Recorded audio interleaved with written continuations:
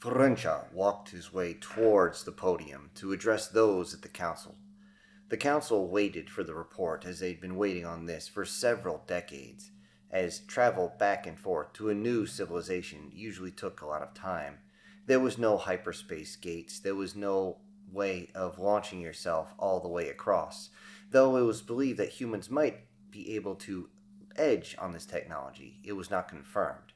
The only thing they did know is that humans were strange. Very strange to the rest of the galaxy, though they were roughly shaped like everyone else, with the same amount of eyes and appendages, an extra digit or two on the end of their hands and toes, but aside from that, they were pretty much shaped the way everyone else expected them to be. Though many were a little put back at the lack of wings, tails, horns, talons, and so on, as this meant that humans had no defense against their own natural enemies. Yet they had survived.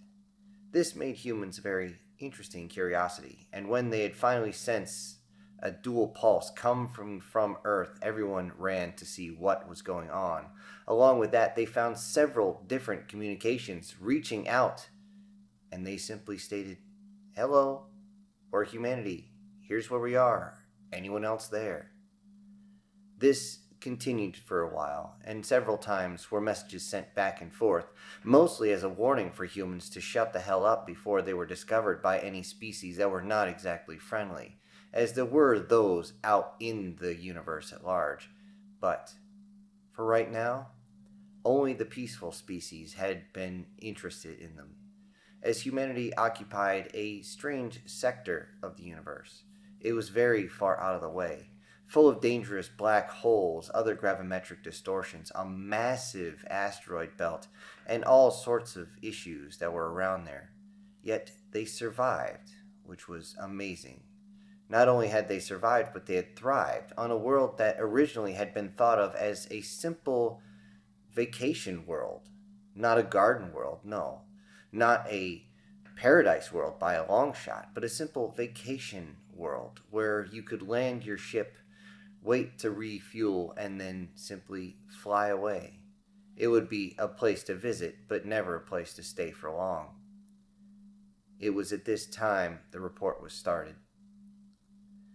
Thank you all for allowing me to talk about what we have found on the human homeworld. I would like to preface this by saying that we have finally made complete contact with the humans, though in many cases they were shooting down our probes, and in some cases our own patrol ships trying to find out what the humans were capable of. It was found that many of these were actually shot down by accident. The humans did not know what they were using at first. They have evolved their thinking, and they do understand that their use of weapons is not acceptable, at least not to the galactic at large, if they wish to become friends with anyone. So they allowed us to finally land. When we did, we found their entire population was in a strange, almost chaos, as what they would consider modern technologies were being released to the general public. These technologies would change the shape of humanity itself, as most of them were reliant on things like fossil fuels, solar energy, and so on, just to get by. The crowd inside the conference room seemed amused at this, but let him continue. With this, council members, I would like to let you know that they are adapting very, very quickly, far faster than we gave them credit for. And at first, I believed, as my delegation had landed, and we would talk with several of the humans, that they would be willing to accept being part of us, being willing to settle down, begin commerce, begin trade, and begin to explore the universe with us, as we have no idea what is on the other side of their sector. We worry about this. We wonder if they could reach out and explore for us, and let us know what they find in case it is something dangerous. As you all know, this is what new species are good for. They're used to reach out into dangerous territories, to be the new guy on the block, so to speak. That is a strange human idiom, which I will explain later. However, as of right now, I would like to talk about Earth's classifications. As we all know, Earth, due to its mixture of different biomes, tectonic activity, different diseases, and so on, Earth has been labeled a death world, a absolute death world, and I can just absolutely say it without question, this is it. Focusing back on his decorum, he focused himself back. Sorry about that, Council. I just find it amusing that we did not put it as a higher designation at first. The council seemed confused at this, but he continued with his speech. As we continued to explore the planet itself, we found that the different biomes was absolutely correct. We had to stay in our suits because we found out that many of the local insectoid species that are on there, they simply just say insect because they don't seem to have intelligence. But they do carry a lot of pathogens, even those that do not sting or bite if they simply land on you. We had one of ours actually get a strange bacterial infection that the humans were able to quickly deal with. However, our technology could not kill it. The council looked very much confused at each other. How could such a backwards planet have any medicine that would be able to beat theirs?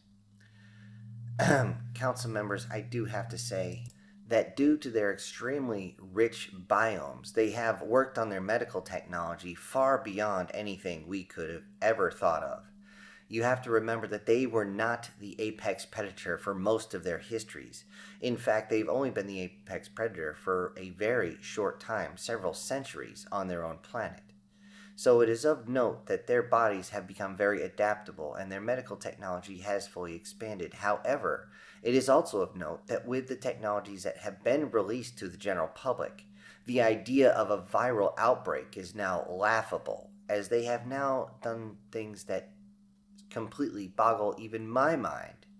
But they have been able to find a way to destroy almost every single virus. If it wasn't for the fact that their own governments have found ways to manipulate viruses to make them far more deadly, then they would have knocked out everything to include something they call the common cold. It would not affect a single one of them anymore. In fact, their immune system would become almost redundant. This made the council all surprised at the revelation that the humans had actually reached this level so quickly. Another thing to note is that humans have begun to research into items which we have deemed too dangerous. The council was all of a sudden focused completely on the speech. While we were there, we were told about different, what they used to call superstitions, things that they believed originally did not exist, but looking through our own archives, we found out that many of the things they thought did not exist actually do. And because of that, we wondered how these other species had not actually taken over the humans. And the answer was horrifying. In one case, a bright example of this was not until about 100 years ago, there was the species we know as the Dracul. The Dracul are a species that rely on absorbing hemoglobin. The easiest way to do this, of course, is through digestion. And they landed on Earth hundreds of years ago. When they did, they immediately took over and set themselves up as leaders, as rulers. However, as humans began to go into genetically modified foods and started to eat all sorts of things their bodies were not capable of digesting, this caused a sudden outbreak in the high amount of things like cholesterol and fatty acids that the body was usually brought down to a small, minimal amount, things that were easily digestible by the Dracul. And it turns out that once they started trying to ingest the blood of those that, as the humans put it, got too fat for them, they all perished. They were wiped out completely by one simple factor. The humans had adapted themselves. But that was not the worst part. We found out that another group had landed inside their own world, and they were immediately slaughtered. These were the humans call lichens or werewolves. They were hunted to extinction by the humans. The humans had barely begun to use something they call firearms, a just basic projectile weapon, and they moved in force and wiped out every single one of the Lycaen. You will find in the human text these are pronounced different, but very, very similar. However, it gets far worse. The humans have been working on dimensional gates, and we have found that their planet, because it is situated almost in the center of all the strange occurrences that happens in their space, it has drawn in other creatures. Other creatures that have focused on small areas of their planet. These areas are strange dimensional shifts. Humans like to call it a glitch in the matrix. But with these, if they can be contained, controlled, operated, you can actually pull in different creatures from other dimensions.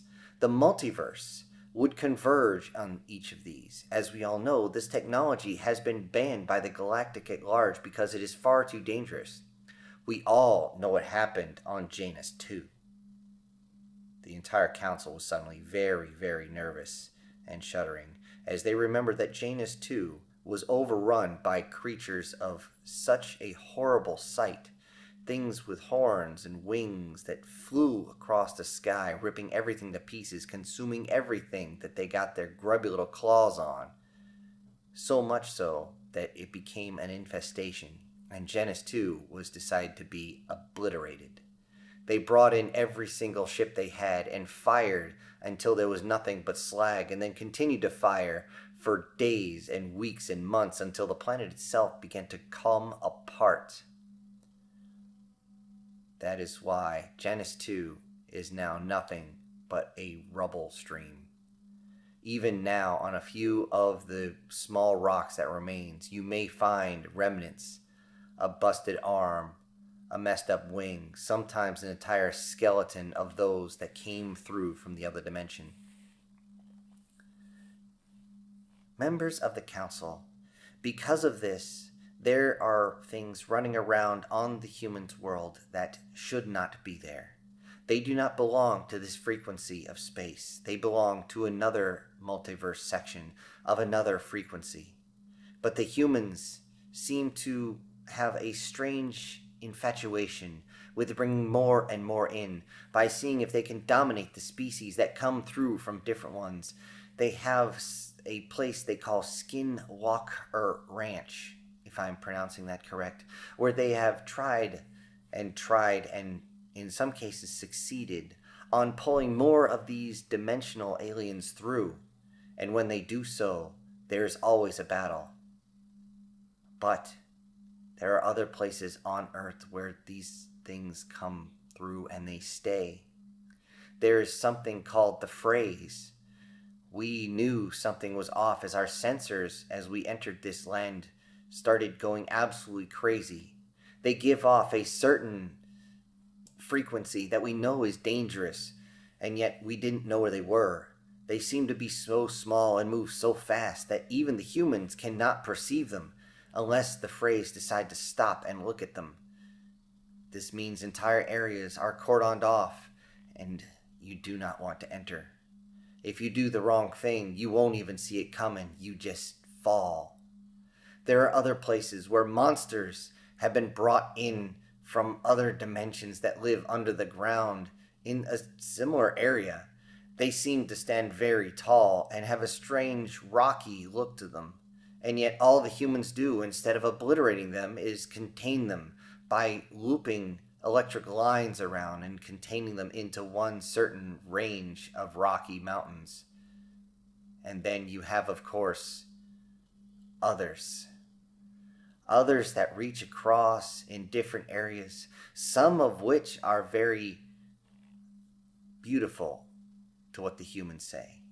Yet these are not natural creatures to this physical plane. They are simply anomalies that have come through. Because of this, every time one of our group has even come close to one of them, they are either attacked or they are pushed down, pushed back. They are viewed closely. In one case, we saw something on a bridge.